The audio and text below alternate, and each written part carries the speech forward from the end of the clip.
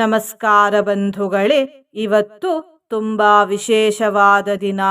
ಏಕೆಂದರೆ ಇವತ್ತು ಅಕ್ಷಯ ತೃತೀಯ. ಅಕ್ಷಯ ತೃತೀಯಾದ ಈ ದಿನ ಅತ್ಯಂತ ಶುಭ ದಿನ ಮತ್ತು ಈ ದಿನ ಮಂತ್ರಗಳನ್ನು ಪಾರಾಯಣ ಅಥವಾ ಶ್ರವಣ ಮಾಡಿದರೆ ಕೋಟಿಪಟ್ಟು ಹೆಚ್ಚು ಫಲ ಸಿಗುತ್ತದೆ. ಮಾಡುವ ಎಲ್ಲ ಕೆಲಸದಲ್ಲಿ ಲಾಭ ದೊರೆಯುತ್ತದೆ, ಗೆಲುವು ಸಿಗುತ್ತದೆ, ಸುಖ ಸಮೃದ್ಧಿ ದೊರೆಯುತ್ತದೆ ಮತ್ತು ಹಣ ಸಂಪಾದನೆ ಮಾಡುವ ದಾರಿಯಲ್ಲಿ ಅಡೆತಡೆಗಳು ಇದ್ದರೆ ಅವುಗಳು ದೂರವಾಗುತ್ತವೆ. ಇದು ಶ್ರೀ ಗಣೇಶ ದೇವರ ಹಾಗೂ ಶ್ರೀ ಮಹಾಲಕ್ಷ್ಮಿ ಮಾತೆಯ ಅದ್ಭುತ ಶಕ್ತಿಶಾಲಿ ಮಂತ್ರ. ಶ್ರೀ ಗಣೇಶ ದೇವರನ್ನು ಹಾಗೂ ಶ್ರೀ ಮಹಾಲಕ್ಷ್ಮಿ ತಾಯಿಯನ್ನು ಒಟ್ಟಿಗೆ ಆರಾಧಿಸಿದರೆ ತುಂಬಾ ಬೇಗ ಫಲ ಸಿಗುತ್ತದೆ. ಹಾಗಾಗಿಯೇ ಇಂದು ನಾವು ಶ್ರೀ ಗಣೇಶ ದೇವರ ಹಾಗೂ ಶ್ರೀ ಮಹಾಲಕ್ಷ್ಮಿ ತಾಯಿಯ 2 ಸರಳ ಹಾಗೂ ಶಕ್ತಿಶಾಲಿ ಮಂತ್ರಗಳನ್ನು ಪಾರಾಯಣ ಮಾಡಿದ್ದೇವೆ. ಇವತ್ತು ನಾವು ಯಾವುದೇ ಮನೆಮದ್ದನ್ನು ಹೇಳುತ್ತಿಲ್ಲ, ಏಕೆಂದರೆ ಅಕ್ಷಯ ತೃತೀಯಾದಂದು ಎಲ್ಲರೂ ದೇವರಲ್ಲಿ ಆರೋಗ್ಯ ಭಾಗ್ಯಕ್ಕಾಗಿ ಪ್ರಾರ್ಥಿಸೋಣ. ಯಾವುದಾದರೂ ಹೊಸ ಕೆಲಸ ಶುರು ಮಾಡುವವರಿದ್ದರೆ ಅಥವಾ ಚಿನ್ನವನ್ನು ಖರೀದಿಸುವವರಿದ್ದರೆ ಮತ್ತು ಗಣೇಶ ಲಕ್ಷ್ಮಿ ಪೂಜೆ ಮಾಡುವವರು ಇವತ್ತು ಬೆಳಿಗ್ಗೆ 5:40ರಿಂದ ಮಧ್ಯಾಹ್ನ 12:18 ಮಧ್ಯದ ಸಮಯದಲ್ಲಿ ಪೂಜೆ ಮಾಡಿ ಹಾಗೂ ಖರೀದಿ ಮಾಡಿ. ಬಂಧುಗಳೇ, ನೀವು ಚಾನಲಿಗೆ ಹೊಸದಾಗಿ ಬಂದಿದ್ದರೆ ಚಾನಲನ್ನು ಸಬ್ಸ್ಕ್ರೈಬ್ ಮಾಡಿ, ಹತ್ತಿರದ ಬೆಲ್ ಬಟನ್ ಒತ್ತಿ ಆಲ್ ಅನ್ನುವ ಆಪ್ಷನ್ ಅನ್ನು ಸೆಲೆಕ್ಟ್ ಮಾಡಿ. ನೀವು ಸಬ್ಸ್ಕ್ರೈಬ್ ಮಾಡಿದರೆ ನಮಗೂ ಇನ್ನೂ ಹೆಚ್ಚು ವಿಡಿಯೋ ಮಾಡಲು ಸ್ಫೂರ್ತಿ ಸಿಗುತ್ತದೆ ಮತ್ತು ನಿಮಗೂ ನಮ್ಮ ಹೊಸ ವಿಡಿಯೋ ಅಪ್ಲೋಡ್ ಆದ ತಕ್ಷಣವೇ ಸಿಗುತ್ತದೆ.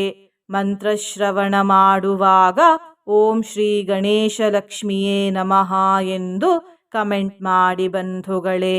ಮಂತ್ರ ಪಾರಾಯಣವನ್ನು ಶುರು ಮಾಡೋಣ. ಓಂ ಗಂ ಗಣಪತಯೇ ನಮಃ. ಓಂ ಶ್ರೀಂ ಶ್ರೀಂ ಮಹಾಲಕ್ಷ್ಮ್ಯೈ ನಮಃ.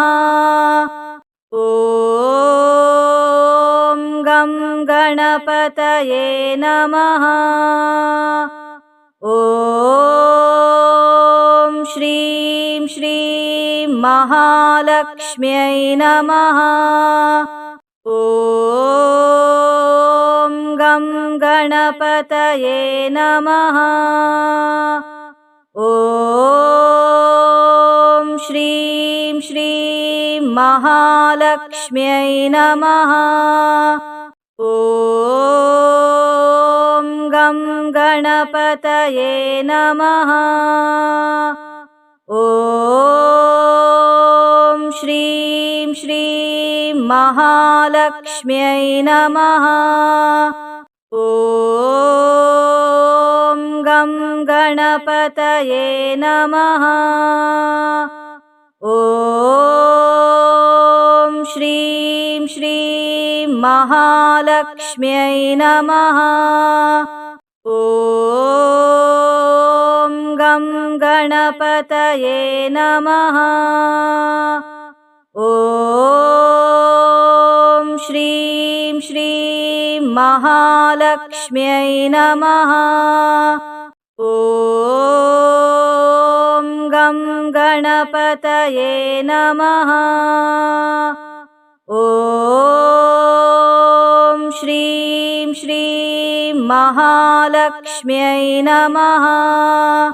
ಓಂ ಗಂ ಗಣಪತಯೇ ನಮಃ. ಓಂ ಶ್ರೀಂ ಶ್ರೀಂ ಮಹಾಲಕ್ಷ್ಮ್ಯೈ ನಮಃ. ಓಂ ಗಂ ಗಣಪತಯೇ ನಮಃ. ಓಂ ಶ್ರೀಂ ಶ್ರೀಂ ಮಹಾಲಕ್ಷ್ಮ್ಯೈ महालक्ष्म्यै नमः। ॐ गं गणपतये नमः। ॐ श्रीं श्रीं महालक्ष्म्यै नमः। ॐ गं गणपतये नमः। ॐ श्रीं श्रीं महालक्ष्म्यै नमः। ॐ गं गणपतये नमः। ॐ श्रीं श्रीं महालक्ष्म्यै नमः। ॐ गं गणपतये नमः। ॐ श्रीं श्रीं महालक्ष्म्यै नमः। ॐ गं गणपतये नमः। ॐ श्रीं श्रीं महालक्ष्म्यै नमः। ॐ गं गणपतये नमः। ॐ श्रीं श्रीं महालक्ष्म्यै नमः। ॐ गं गणपतये नमः। ॐ श्रीं श्रीं महालक्ष्म्यै नमः। ॐ गं गणपतये नमः। ॐ श्रीं श्रीं महालक्ष्म्यै नमः। ॐ गं गणपतये नमः। ॐ श्रीं श्रीं महालक्ष्म्यै नमः। ॐ गं गणपतये नमः।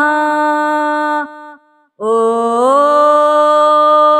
श्रीं श्रीं महालक्ष्म्यै नमः। ॐ गं गणपतये नमः। ॐ श्रीं श्रीं महालक्ष्म्यै नमः। ॐ गं गणपतये नमः। ॐ श्रीं श्रीं महालक्ष्म्यै नमः। ॐ गं गणपतये नमः। ॐ श्रीं श्रीं महालक्ष्म्यै नमः। ॐ गं गणपतये नमः। ॐ श्रीं श्रीं महालक्ष्म्यै नमः। ॐ गं गणपतये नमः। ॐ श्रीं श्रीं महालक्ष्म्यै नमः। ॐ गं गणपतये नमः। ॐ श्रीं श्रीं महालक्ष्म्यै नमः। ॐ गं गणपतये नमः। ॐ श्रीं श्रीं महालक्ष्म्यै नमः। ॐ गं गणपतये नमः। ॐ श्रीं श्रीं महालक्ष्म्यै नमः। ॐ गं गणपतये नमः। ॐ श्रीं श्रीं महालक्ष्म्यै नमः। ॐ गं गणपतये नमः। ॐ श्रीं श्रीं महालक्ष्म्यै नमः। ॐ गं गणपतये नमः। ॐ श्रीं श्रीं महालक्ष्म्यै नमः। ॐ गं गणपतये नमः। ॐ श्रीं श्रीं महालक्ष्म्यै नमः। ॐ गं गणपतये नमः। ॐ श्रीं श्रीं महालक्ष्म्यै नमः। ॐ गं गणपतये नमः। ॐ श्रीं श्रीं महालक्ष्म्यै नमः। ॐ गं गणपतये नमः। ॐ श्रीं श्रीं महालक्ष्म्यै नमः। ॐ गं गणपतये नमः। ॐ श्रीं श्रीं महालक्ष्म्यै नमः। ॐ गं गणपतये नमः। ॐ श्रीं श्रीं महालक्ष्म्यै नमः। ॐ गं गणपतये नमः। ॐ श्रीं श्रीं महालक्ष्म्यै नमः। ॐ गं गणपतये नमः। ॐ श्रीं श्रीं महालक्ष्म्यै नमः। ॐ गं गणपतये नमः। ॐ श्रीं श्रीं महालक्ष्म्यै नमः। ॐ गं गणपतये नमः। ॐ श्रीं श्रीं महालक्ष्म्यै नमः। ॐ गं गणपतये नमः। ॐ श्रीं श्रीं महालक्ष्म्यै नमः। ॐ गं गणपतये नमः। ॐ श्रीं श्रीं महालक्ष्म्यै नमः। ॐ गं गणपतये नमः। ॐ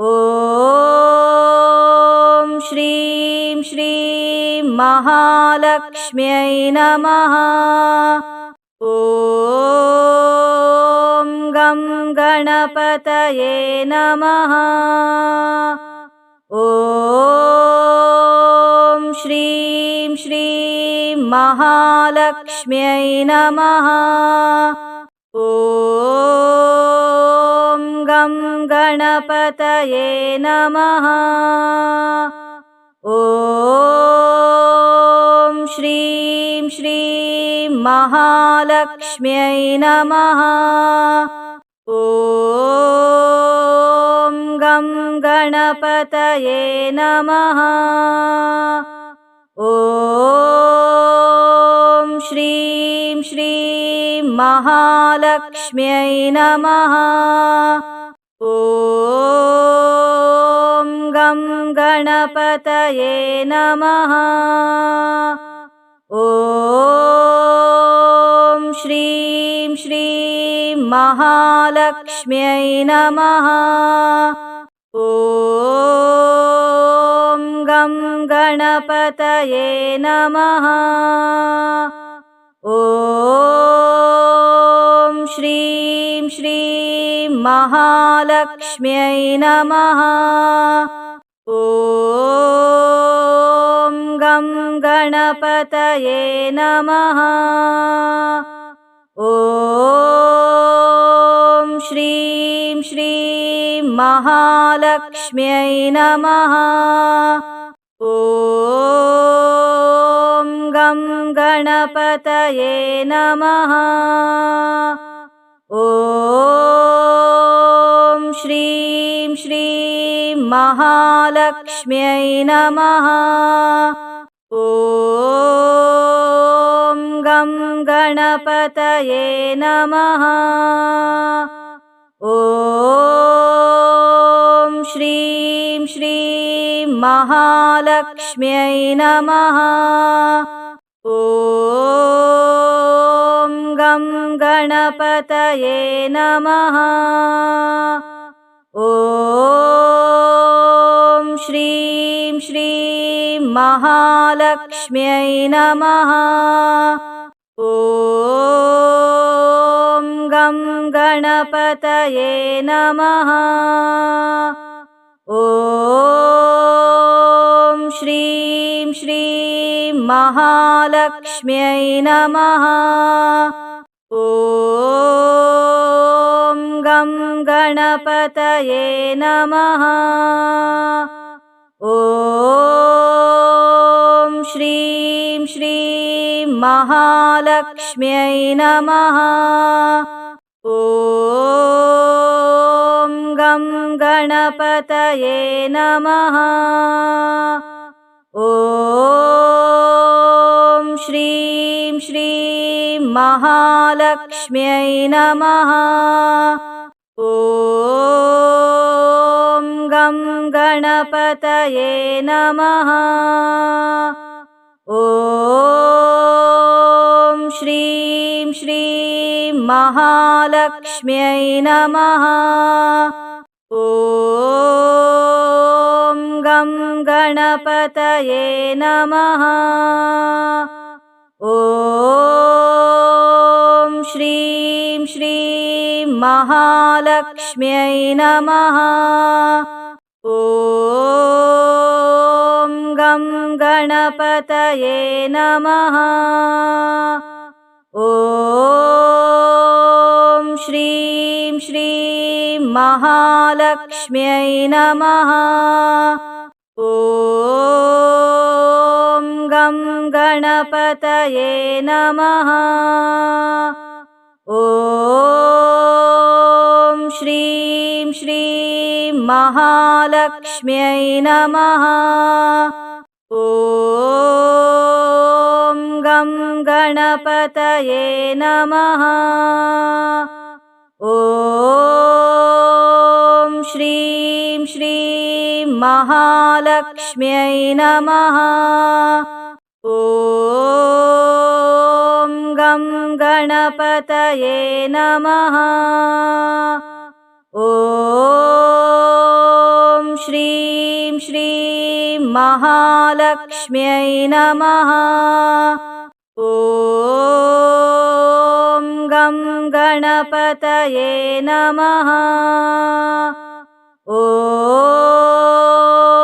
श्रीं श्रीं महालक्ष्म्यै नमः। ॐ गं गणपतये नमः। ॐ श्रीं श्रीं महालक्ष्म्यै नमः। ॐ गं गणपतये गणपतये नमः। ॐ श्रीं श्रीं महालक्ष्म्यै नमः। ॐ गं गणपतये नमः। ॐ श्रीं श्रीं महालक्ष्म्यै नमः। ॐ गं गणपतये नमः। ॐ श्रीं श्रीं महालक्ष्म्यै नमः। ॐ गं गणपतये नमः। ॐ श्रीं श्रीं महालक्ष्म्यै नमः। ॐ गं गणपतये नमः। ॐ श्रीं श्रीं महालक्ष्म्यै नमः। ॐ गं गणपतये नमः। ॐ श्रीं श्रीं महालक्ष्म्यै नमः। ॐ गं गणपतये नमः। ॐ श्रीं श्रीं महालक्ष्म्यै नमः। ॐ गं गणपतये नमः। ॐ श्रीं श्रीं महालक्ष्म्यै नमः। ॐ गं गणपतये नमः। ॐ श्रीं श्रीं महालक्ष्म्यै नमः। ॐ गं गणपतये नमः। ॐ श्रीं श्रीं महालक्ष्म्यै नमः। ॐ गं गणपतये नमः। ॐ श्रीं श्रीं महालक्ष्म्यै नमः। ॐ गं गणपतये नमः। ॐ श्रीं श्रीं महालक्ष्म्यै नमः। ॐ गं गणपतये नमः। ॐ श्रीं श्रीं महालक्ष्म्यै नमः। ॐ गं गणपतये नमः। ॐ श्रीं श्रीं महालक्ष्म्यै नमः। ॐ गं गणपतये नमः। ॐ श्रीं श्रीं महालक्ष्म्यै नमः। ॐ गं गणपतये नमः। ॐ श्रीं श्रीं महालक्ष्म्यै नमः। ॐ गं गणपतये नमः। ॐ श्रीं श्रीं महालक्ष्म्यै नमः। ॐ गं गणपतये नमः। ॐ श्रीं श्रीं महालक्ष्म्यै नमः। ॐ गं गणपतये गणपतये नमः। ॐ श्रीं श्रीं महालक्ष्म्यै नमः। ॐ गं गणपतये नमः। ॐ श्रीं श्रीं महालक्ष्म्यै नमः। ॐ गं गणपतये नमः। ॐ श्रीं श्रीं महालक्ष्म्यै नमः। ॐ गं गणपतये नमः। ॐ श्रीं श्रीं महालक्ष्म्यै नमः। ॐ गं गणपतये नमः। ॐ श्रीं श्रीं महालक्ष्म्यै नमः। ॐ गं गणपतये नमः। ॐ श्रीं श्रीं महालक्ष्म्यै नमः। ॐ गं गणपतये नमः। ॐ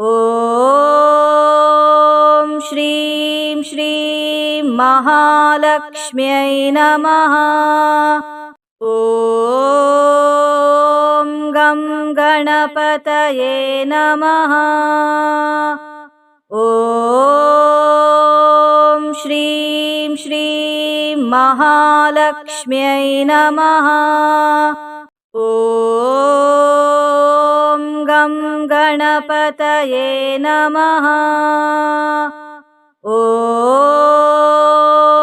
श्रीं श्रीं महालक्ष्म्यै नमः। ॐ गं गणपतये नमः। ॐ श्रीं श्रीं महालक्ष्म्यै नमः। ॐ गं गणपतये नमः। ॐ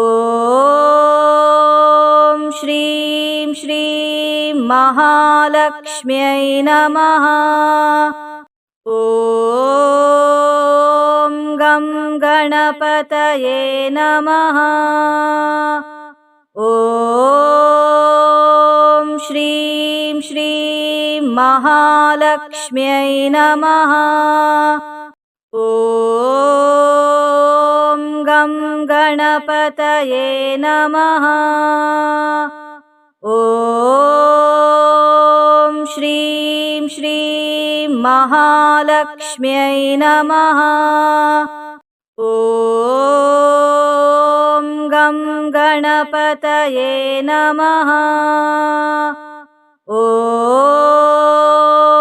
श्रीं श्रीं महालक्ष्म्यै नमः। ॐ गं गणपतये नमः। ॐ श्रीं श्रीं महालक्ष्म्यै नमः। ॐ गं गणपतये नमः। ॐ श्रीं श्रीं महालक्ष्म्यै नमः। ॐ गं गणपतये नमः। ॐ श्रीं श्रीं महालक्ष्म्यै नमः।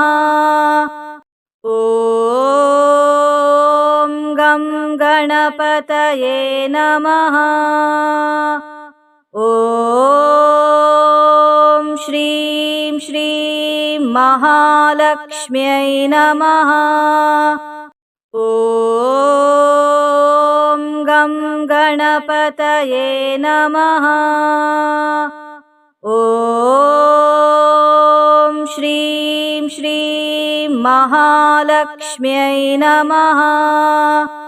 ॐ गं गणपतये नमः। ॐ श्रीं श्रीं महालक्ष्म्यै नमः। ॐ गं गणपतये नमः। ॐ श्रीं श्रीं महालक्ष्म्यै नमः। ॐ गं गणपतये नमः। ॐ श्रीं श्रीं महालक्ष्म्यै नमः। ॐ गं गणपतये नमः। ॐ श्रीं श्रीं महालक्ष्म्यै नमः। ॐ गं गणपतये नमः। ॐ श्रीं श्रीं महालक्ष्म्यै नमः। ॐ गं गणपतये नमः। ॐ श्रीं श्रीं महालक्ष्म्यै नमः। ॐ गं गणपतये नमः। ॐ श्रीं श्रीं महालक्ष्म्यै नमः। ॐ गं गणपतये नमः। ॐ श्रीं श्रीं महालक्ष्म्यै नमः। ॐ गं गणपतये नमः। ॐ श्रीं श्रीं महालक्ष्म्यै नमः।